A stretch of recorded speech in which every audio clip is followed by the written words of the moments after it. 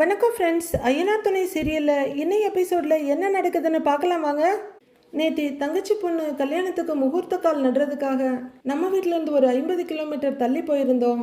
அதனால நேற்று சீரியலை முழுசாக போட முடியல, தயவுசெய்து மன்னிச்சுக்கோங்க. இன்னைக்கு ஐயனார் துணை சீரியலை கண்டினியூ பண்ணலாம் வாங்க. பயணங்கள் முடிவதில்லைன்னு போய்கிட்டே இருக்கு. சோழன் வண்டி ஓட்ட நிலா முன்னாடி உட்காந்துருக்க, லக்ஷ்மி அம்மாவும் அவங்க கணவரும் பின்னாடி உட்காந்துட்டு இருக்காங்க. லக்ஷ்மி அம்மா ஒரு பேப்பரை விரிச்சு காமிக்க அதுல பெரியவர் விபூதியை தட்டுறாரு. அதை அவங்க பயபக்தியோட வாங்கிட்டு இருக்க, என்னப்பா விபூதியை வாங்கினதுல இருந்து பொக்கிஷம் மாதிரி கையில வச்சிருந்தீங்க போல அப்படின்னு சோழன் கேட்க, ஆமா பின்ன கோவிலுக்கு போயிட்டு வந்தா விபூதி எங்கன்னு கேட்பாங்கல்ல அப்படின்னு பெரியவர் சொல்ல, சோழனும் நிலாவும் சிரிக்கிறாங்க. இவ்வளவு தூரம் வந்து சாமி கும்பிடுறோம், அந்த கோவில் விபூதி எடுத்துக்கலன்னா எப்படி அப்படின்னு பதில் கொடுக்குற லக்ஷ்மி அம்மா அப்புறம் சோழன்னு கூப்பிடுறாங்க.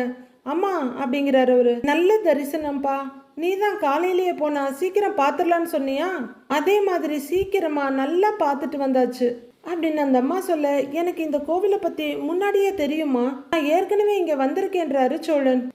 அப்படின்னு தலையாட்டுறவங்க, ஏங்க ஞாபகப்படுத்துங்க, மே மாசம் நம்ம பொண்ணு வரும்போது இந்த விபூதி அவளுக்கு கொடுக்கணுங்கிறாங்க அந்த அம்மா. சரின்னு அவரு தலையாட்டி வைக்கிறாரு. என்னங்கம்மா ஃபாரின்ல இருக்க பொண்ணுக்கு விபூதியான சோழன் கேட்க, ஆமாப்பா கொடுக்கணும்ல, அவளையும் கூட்டிட்டு வரணும்னு ஆசைதான் எனக்கு. ஆனா அவ கலிபோர்னியால செட்டில் ஆயிட்டா, வருஷத்துக்கு ஒரு முறை தான் வருவா, அவளுக்கும் சாமியோட அருள் கிடைக்கணும் இல்லைங்கிறாங்க அந்த அம்மா. கண்டிப்பாம்மா கண்டிப்பா அப்படின்னு சோழனை ஆமோதிக்கிறாரு. அம்மா உங்களுக்கு எத்தனை குழந்தைங்க அப்படின்னு நிலா கேட்க, எங்களுக்கு ஒரு பொண்ணு ஒரு பையங்கிறாங்க அந்த அம்மா. 2 பேருமே கல்யாணம் ஆகி வெளிநாட்டுல செட்டில் ஆயிட்டாங்க அப்படின்னு லக்ஷ்மி அம்மா சொல்ல, ஓ அப்படிங்கிறாங்க நிலா. ஆமா நீங்க எப்ப குழந்தை பெத்துக்க போறீங்க அப்படின்னு அவங்க பொசுக்குன்னு கேட்டுட சோழனுக்கு ஒரு மாதிரி திடுக்குன்னு இருக்கு. நிலா என்ன இப்படி கேட்டுட்டாங்கன்ற மாதிரி அமைதியாயிக்கிறாங்க. நிலா என்ன பதில் சொல்ல போறாங்கன்னு சோழனை அமைதியா பாத்துக்கிட்டே இருக்காரு. கொஞ்ச நேரம் ஒரே அமைதியா தான் இருக்கு. என்ன அமைதியா இருக்கீங்கன்னு கேட்டுடுறாங்க அம்மா. கல்யாணம் ஆகி 7-8 மாசம் ஆயிடுச்சுல்ல, குழந்தை எப்ப பெத்துக்கலான்னு இருக்கீங்க அப்படின்னு அவங்க விடாம கேட்ட 2 பேரும் அமைதியாவே அவங்கள பாக்குறாங்க. என்னடா இவங்க இப்படிலாம் கேக்குறாங்களேன்னு நினைக்க வேண்டாம், ஒரு உரிமையில தான் கேக்குறேன், அப்பா நினைச்சுக்கல இல்லன்னு லக்ஷ்மி அம்மா கேக்குறாங்க. ஐயோ அதெல்லாம் ஒண்ணும் இல்லைங்கம்மா அப்படின்னு சோழன் அவசரமா சொல்றாரு. இந்த காலத்து பசங்கெல்லாம் குழந்தைய அப்புறமா பெத்துக்கலான்னு தள்ளி போடுறாங்க, அப்படியெல்லாம் இல்லாம நீங்க சீக்கிரமா ஒரு குழந்தைய பெத்துக்கோங்க. இப்பவே பெத்துக்கிட்டீங்கன்னா உங்க வயசு காலத்திலேயே அவங்க ஸ்கூல்ல காலேஜ்னு முடிச்சிருவாங்க. ஓடி ஆடி குழந்தைங்களுக்கு வேணுங்கிறதெல்லாம் பண்ணலாம். இல்ல வாழ்க்கையில செட்டில் ஆயிட்டு தான் குழந்தை பெத்துக்கணும்னு லேட்டா பெத்துக்கிட்டா அதுங்களை செட்டில் பண்ணி முடிக்கும் போது உங்களுக்கு வயசாயிடும், மூட்டு வலி முதுகு வலின்னு நிறைய வந்துடும், அப்புறம் எங்கேயும் போகாம வீட்லயே இருக்கிற மாதிரி நிலைமை ஆயிடும் அப்படின்னு லக்ஷ்மி அம்மா விடாம பேசிட்டு இருக்க நிலாவுக்கு ரொம்பவே சங்கடமா அன்னீசியா இருக்கு. ஐயோ இதுக்கு நான் ஒன்றும் பண்ண முடியாதுங்க அப்படிங்கிற மாதிரி சோழன் பரிதாபமா பாத்துக்கிறாரு. எங்களை பாருங்க, கல்யாணம் பண்ணின கையோட குழந்தை பெத்துக்கிட்டோம், இப்ப பசங்களும் செட்டில் ஆயிட்டாங்க, 60-65 வயசுல நாங்க எந்த கவலையும் இல்லாம கோவில் குளம்னு சுத்திட்டு இருக்கோம் அப்படின்னு சொசைட்டிக்கு உண்மையிலேயே தேவையான ஒரு அட்வைஸ கொடுக்கறாங்க லட்சுமி அம்மா.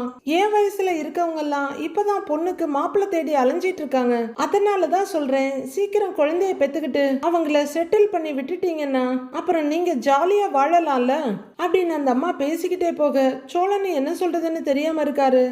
கொஞ்சம் பேசாம வர்றீங்களான்னு கேக்குற அளவுக்கு நிலாவுக்கு டென்ஷன் ஆகுது.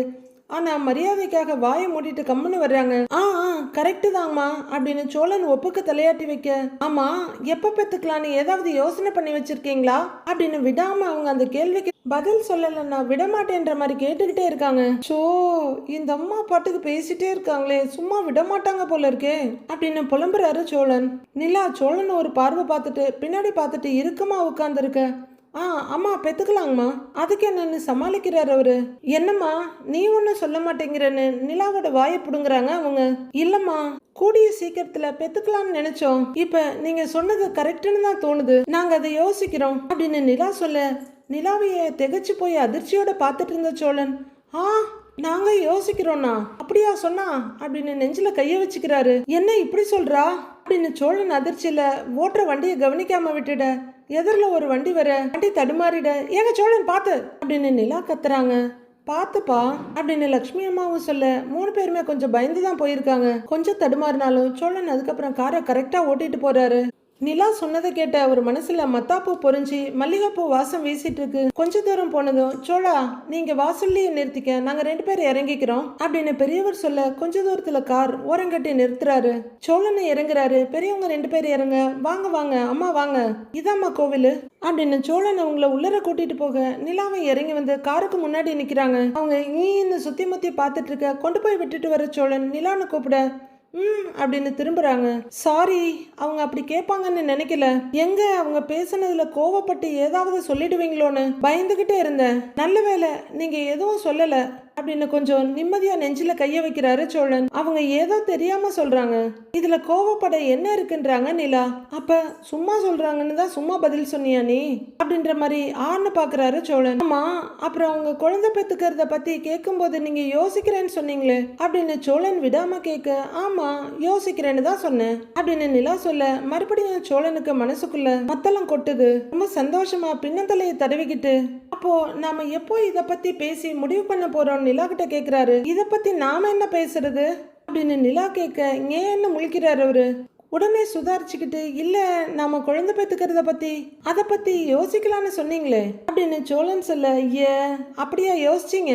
நீங்க வேற யாரையாச்சும் கல்யாணம் பண்ணாலும் குழந்தை பெத்துக்குவீங்க தானே, அதுக்காக அப்படி சொன்னேன் அப்படின்னு நிலா சாதாரணமா சொல்ல இஞ்சி தின்ன ஏதோ ஒண்ணு மாதிரி முகத்தை வச்சுக்கிறாரு சோழன். ச்சே, அவமானம்டா உனக்கு இதெல்லாம் அப்படின்னு பேனட்டை தட்டிட்டு அவரு டென்ஷன் ஆகி இந்த பக்கம் அந்த பக்கம் பார்த்துட்டு இருக்க நிலா இன்னொரு பக்கம் திரும்பி சிரிச்சிட்டு இருக்காங்க. இவளுக்கு இது எல்லாம் புரியுது, ஆனா வேணும்னே என்ன வெறுப்பேத்தணும்னே இதெல்லாம் பண்றா. இருக்கட்டும் பாத்துக்கிறேன்னு மனசுக்குள்ள கருவிட்டு இருக்காரு அவரு. மைண்ட் வாய்ஸ் நினைச்சு சத்தமா இதையாவது சொல்லிட்டு இருக்காதீங்க அப்படிங்கிற மாதிரி ஒரு பார்வை பாக்குறாங்க நிலா. காலையில எழுந்து உட்கார்ந்துருக்காரு வானதியோட அப்பா கொட்டாவியை விட்டுக்கிட்டு.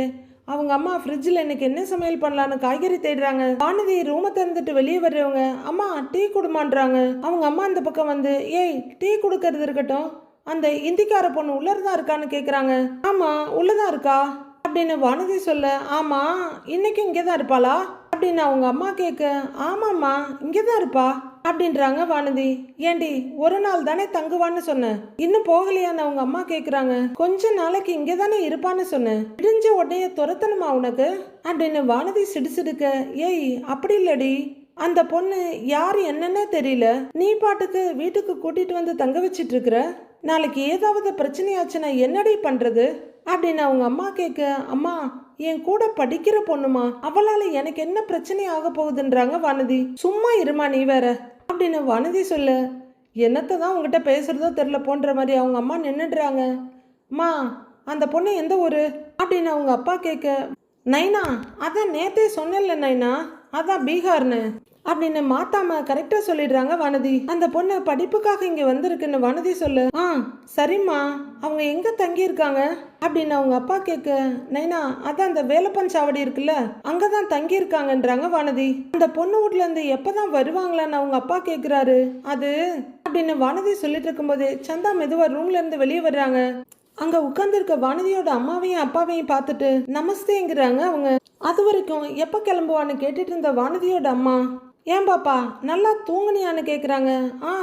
நல்லா தூங்கிட்டேன் அப்படின்னு சந்தாவும் சொல்றாங்க. நீ துண்டுறதுக்கு என்ன வேணும், சப்பாத்தியா தோசையா சாப்பாடா அப்படின்னு வானதியோட அம்மா கேட்க, எதுவா இருந்தாலும் சாப்பிட்டுக்கிறேன்றாங்க சந்தா. அவங்க ஹிந்தியில சொல்ல, என்னாடி சொல்றாங்கிறாங்க வானதியோட அம்மா. மா இத்தனை நாளா இங்கே தானே தங்கி படிச்சுட்டு இருக்கா, நம்ம ஊர் ஐட்டம்லாம் சாப்பிட மாட்டாளா, அதெல்லாம் சாப்பிடுவா, நீ பண்ணுன்றாங்க வானதி. உங்க ஊர்ல யாரெல்லாம் இருக்காங்க, எத்தனை பேர் இருக்காங்க அப்படின்னு தமிழ்ல கேட்டுக்கிட்டு ஏதோ சைகையெல்லாம் பண்றாரு வானதி அப்பா. யோசிக்கிற சந்தா மா பாப் அவுர் அப்படின்னு சொல்லிட்டு சந்தா ஏதோ சொல்றாங்க. சந்தா தவிக்கிறத பாக்குற வானதி, அவகிட்ட நிறைய கேள்வி எல்லாம் கேட்காதீங்க, அவளுக்கு தமிழ் தெரியாதுன்றாங்க வானதி. ஏண்டி தமிழ் தெரியாமலா காலேஜ் படிச்சுட்டு இருக்கா அப்படின்னு அவங்க அம்மா கேட்க, ஏம்மா காலேஜில் என்ன தமிழ்லையா சொல்லி கொடுப்பாங்க, இங்கிலீஷ்ல தானே பாடம் நடத்துவாங்க, அப்புறம் என்னென்ன வானதி பட்டுன்னு பதில் கொடுத்துடுறாங்க. ஏம்மா பீகார்ல இல்லாத காலேஜா, சென்னையில ஏன் வந்து படிக்கணும்னு அவங்க நைனா கேக்குறாரு. பீகார்ல எத்தனை காலேஜ் இருக்கு, அதுல எது நல்ல காலேஜ்னு உங்களுக்கு தெரியுமா அப்படின்னு வானதி கேட்க, அவங்க அப்பா உதட்ட பிதுக்கிறாரு. தெரியாதுல்ல, அப்புறம் கேக்குறீங்க, அங்க விட இங்கே தான் எஜுகேஷன் குவாலிட்டி நல்லா இருக்கும்னு வானதி எல்லாம் தெரிஞ்ச மாதிரி சொல்லிட்டு இருக்க. சந்தா கொஞ்சம் சங்கடமா ஃபீல் பண்ணிட்டு நிக்கிறாங்க. அதுதான் அவங்க வீட்டுல இங்க இருந்து படிக்கட்டும்னு அனுப்பியிருக்காங்க அப்படின்னு வானதி சொல்ல, வானதியோட அப்பா ஏதோ அவரால் முடிஞ்ச கேள்விகளை சந்தா கிட்ட கேட்டுட்டு இருக்காரு. சந்தாவும் திருதிருன்னு முழிக்கிறதும் வானதியை பாக்குறதுமா இருக்க. வானதியும் முடிஞ்சதை டிரான்ஸ்லேட் பண்ணிட்டு இருக்காங்க. அவங்க அம்மாவும் பேசிட்டே இருக்காங்க. அவங்க நிறைய ஜாடையில பேச சந்தாவுக்கு எதுவும் புரியல.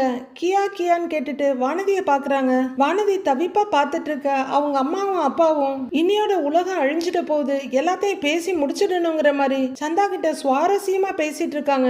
சந்தாவும் புரிஞ்சது புரியாததுன்னு ஏதேதோ பதில் சொல்லிட்டு இருக்காங்க. பார்க்க பயங்கர காமெடியா இருக்கு. பார்த்துட்டு இருக்க வானதி டென்ஷன் ஆகி, அம்மா சும்மா இருமா, எத்தனை கேள்வி கேட்ப அப்படின்னு கேட்டுட்டு இருக்கப்பவே அவங்களோட மொபைல் வைப்ரேட் ஆகுது. திருப்பி பார்க்க பாண்டியன் வருது. சரி, நீ டீயை போட்டுட்டு சொல்லு, நாங்க உள்ளர இருக்கோம் அப்படின்னு வானதி சொல்லிட்டு உள்ளர நடக்க போக அவங்க அப்பா மறுபடியும் சந்தாட்ட ஏதோ கேட்கிறாரு. நீ வா சந்தா அப்படின்னு சந்தாவை தரதரன்னு இழுக்காத குறையா கூட்டிட்டு போறாங்க வானதி. உள்ளர வர்ற வானதி கதவை சாத்திட்டு அப்படின்னு கால் அட்டன் பண்றாங்க. சொல்லு பாண்டியன்னு கேட்க, எப்படி இருக்க வானதின்றாரு அவரு. சந்தா எப்படி இருக்காங்க அப்படின்னு அவரு கேட்க, நாங்க 2 பேருமே நல்லா இருக்கோம் ஓகேவான்றாங்க வானதி. உன் வீட்டுல எதுவும் பிரச்சனை இல்லைல்ல அப்படின்னு பாண்டி கேட்க, அதெல்லாம் இங்க ஒரு பிரச்சனையும் இல்ல பாண்டி அப்படின்னு வானதி சொல்ல, இங்கேயும் எல்லா பிரச்சனையும் சரியாயிடுச்சு. சந்தாவை கூட்டிட்டு வர சொல்றாங்க. நீ கூட்டிட்டு வர்றியா அப்படின்னு கேக்குறாரு பாண்டி. அப்படியா, ஒரு விஷயம் இல்லையா, எந்த பிரச்சனையும் இல்லல்ல அப்படின்னு வானதி கேட்க, அதெல்லாம் ஒரு பிரச்சனையும் இல்ல, நீ கூட்டிட்டு வந்துருங்கிறாரு பாண்டி. சரி பாண்டி, நான் கூட்டிட்டு வரேன் அப்படிங்கிற வானதி காலை கட் பண்ணிட்டு சந்தா அப்படின்னு ஏதோ சொல்ல வர்றாங்க.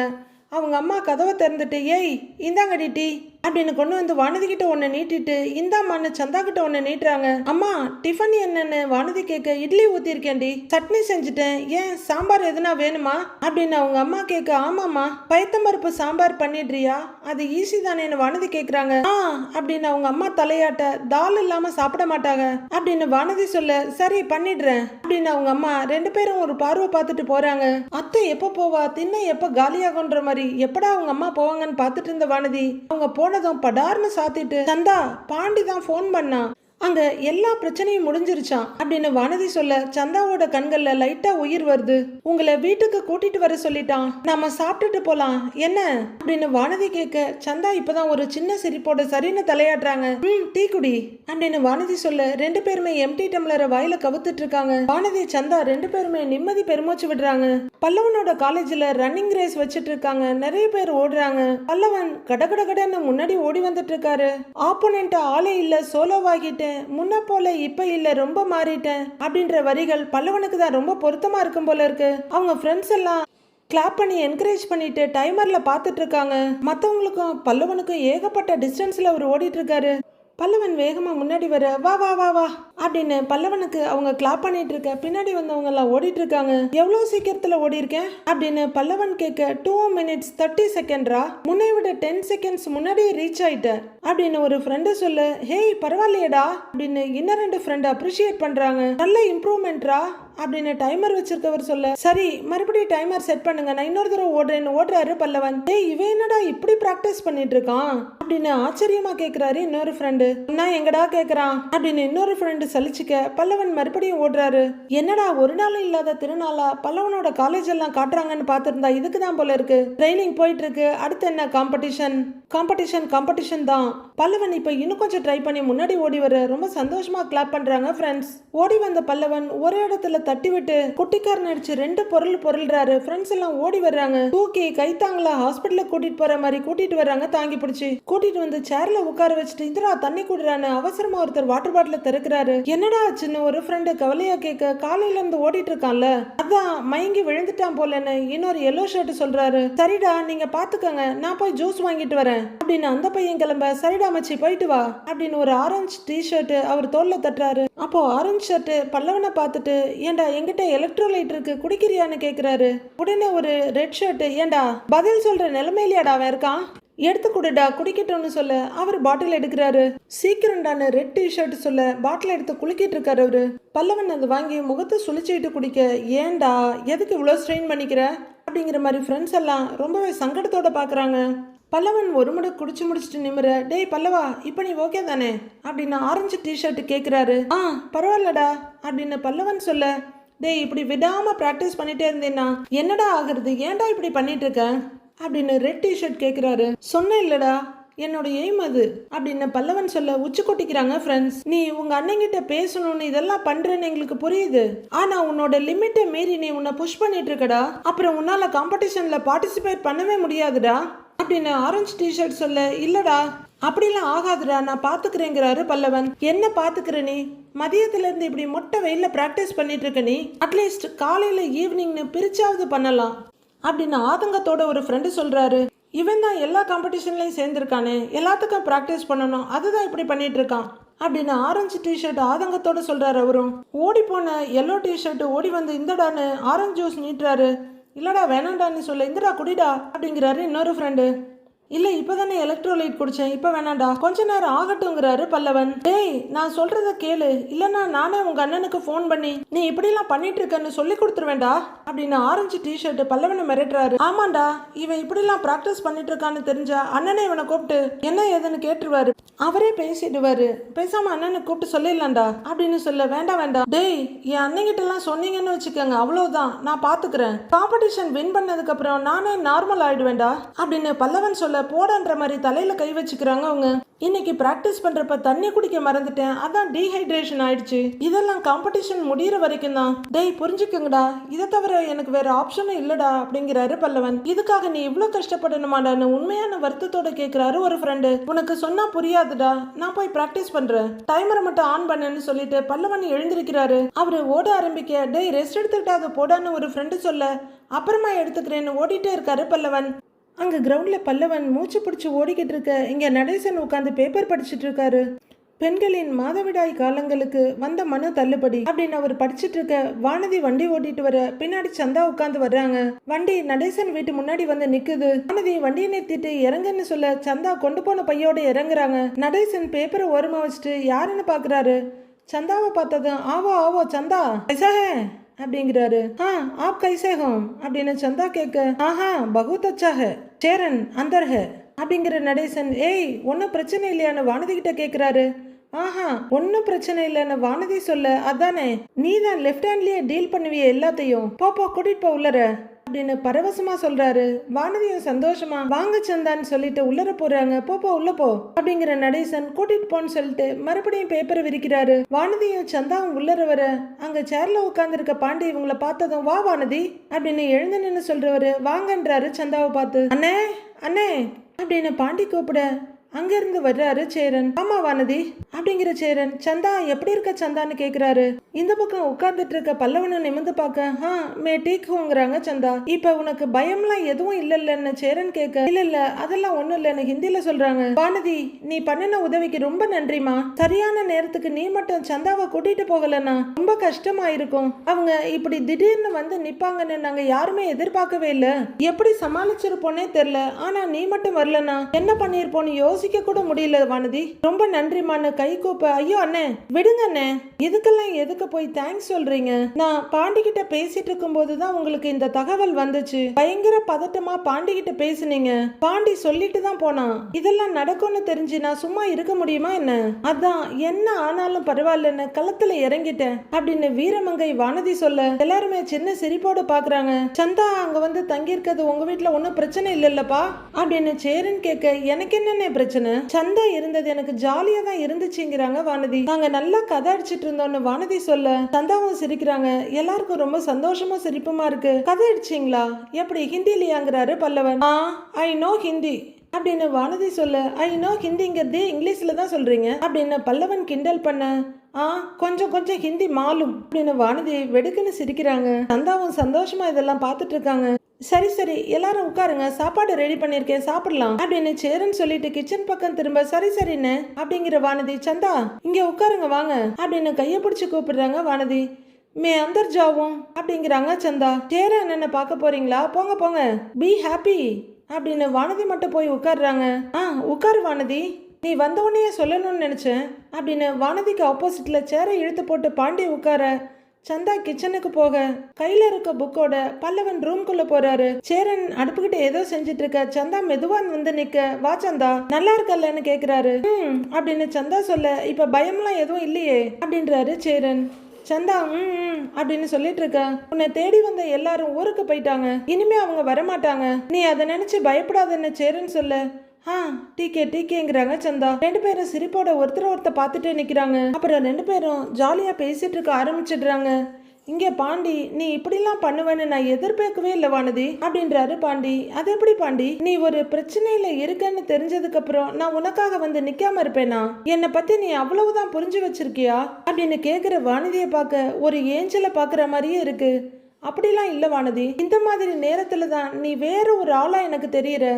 நானும் பல தடவை பார்த்துட்டேன். எனக்கு ஒண்ணுன்னா எல்லாத்தையும் தூக்கி போட்டுட்டு ஆளா வந்து நிக்கிற. அதுல நீ மாஸ் தாங்கிறாரு பாண்டி. வானதியும் சந்தோஷமா இந்த பாராட்டுக்கள்லாம் ஏத்துக்கிட்டு சிரிப்போட தலையை ஆட்டிட்டு இருக்காங்க. இங்க மிஸ்டர் சோழன் காரை ஓட்டுன்னு ஓட்டிக்கிட்டே இருக்க. நிலா ஃப்ரண்ட் பேசஞ்சர் சீட்ல உட்கார்ந்து இருக்க. ஒரே ஒரு சின்ன சேஞ்ச், பின்னாடி இருக்கவங்க இப்ப இடம் மாதிரி உட்கார்ந்து இருக்காங்க. சோழன் மிரர் வழியா அவங்கள பார்க்க ரெண்டு பேரும் தூங்கிட்டு இருக்காங்க. மெதுவா ஒரு சாங்க பிளே பண்றாரு. என்ன சொல்ல ஏது சொல்ல, கண்ணோடு கண் பேச வார்த்தை இல்லைன்னு சாங் ஓடிட்டு இருக்க. சோழனும் சேர்ந்து பாடுறாரு. என்னவோ நெஞ்சுக்குள்ள வெளியே சொல்லாமலே வெக்கம் தள்ள சின்ன சின்ன ஆசை அப்படின்னு சாங்கோட நிலாவும் சேர்ந்து பாடுறாங்க. இப்போ உடனே சோழன் பாடுறத நிறுத்திட்டு நிலா பாடுறத ரசிச்சு கேட்டுட்டு இருக்காரு. அவங்களும் வெளியே வேடிக்கை பார்த்துக்கிட்டே சாங்கோட சேர்ந்து பாடுறாங்க. ஒரு கட்டத்துல சோழன் அந்த சாங்ல சேர்ந்து பாடுறாரு. அங்க பிளே ஆயிட்டு இருக்க சாங்கை விட இவங்க பாட்டு தான் ரொம்ப ஹை பிச்சில் போயிட்டு இருக்கு. நிலா டக்குன்னு சோழனை திரும்பி பாக்குறாங்க. சோழனும் ரொம்ப ரசனையோட பாடிக்கிட்டே நிலாவை பாக்குறாரு. நிலா பாடுறத நிறுத்திட்டு சோழன் பாடுறத ரசிச்சு கேட்டுட்டு இருக்காங்க. உன்னோடு தான் என்னாலுமே ஒன்றாகும் நாள் அப்படின்னு சோழன் பாடிட்டு இருக்க நிலா ரொம்ப சந்தோஷமா சோழனை பார்த்துட்டு இருக்காங்க.